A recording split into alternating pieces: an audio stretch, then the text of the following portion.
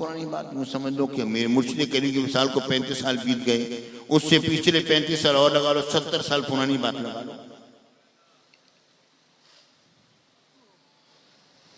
तो मौलाना खुदाबख्श अजहर साहब और पीर फतेहद्दीन साहब जिन दिनों में मेरे शेख के पास पढ़ा करते थे और तालिब इल्म थे, उस जमाने की बात हो रही है, यानी कम अज कम आज से 70-75 साल पुरानी बात हो रही है।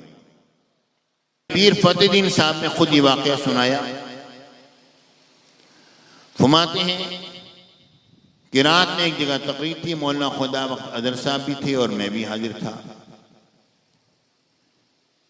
तो रात में वहीं स्टेज के ऊपर ही, वहीं पर जब लोग चले गए तो स्टेज के ऊपर ही बिस्तर लग गया और गर्मियों के दिन थे। हुज़ूर गज़ाली ज़माने फरमाया भाई यहीं पर सो जाते हैं, सुबह सवारी मिलेगी उसके बाद यहां से निकलेंगे। कहते हैं वहां पर सो गए। अचानक रात गए, बेदार हुए और फरमाया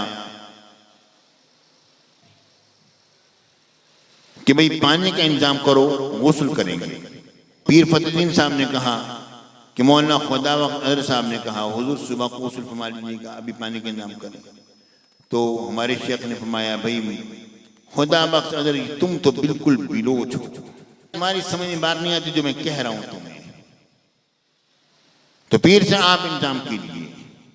तो पीर फतेहद्दीन साहब उठे, साथ नलका था, वहां से पानी भरा, लेकर आए, गुस्ल फरमाया और उसके बाद फिर गुस्ल करने के बाद 2-4 रकअतें पढ़ी और फिर सो गए। और उसके बाद फिर जैसे लेटे, थोड़ी देर के बाद बेपनाह खुशबू फैल गई।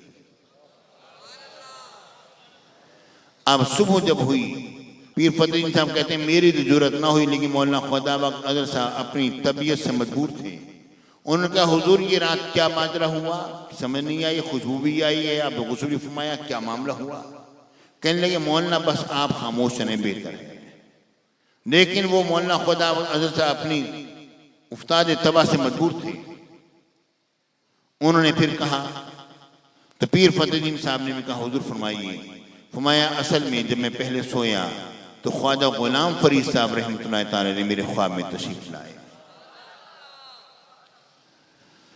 मेरे पास तशरीफ लाए और मुझे कहने लगे एक आदमी साहब आपने जो रात में जो तकरीर की है, ये तकरीर हुजूर अलैहिस्सलातु वस्सलाम की बारियत में पेश की गई और मेरे आका ने इस तकरीर को बड़ा पसंद फरमाया है,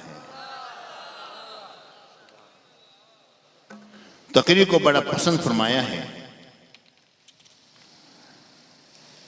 तो हुजूर अलैहिस्सलातु वस्सलाम का यहाँ पर गुजर हो रहा है, हो सकता है कि सरकार आपके पास तशरीफ ले आए, आप तैयारी कर लें।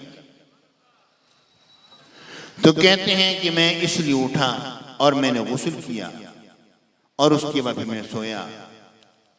तो हुजूर अलैहिस्सलातु वस्सलाम ने करम फरमाया, आका की ज़ियारत हुई।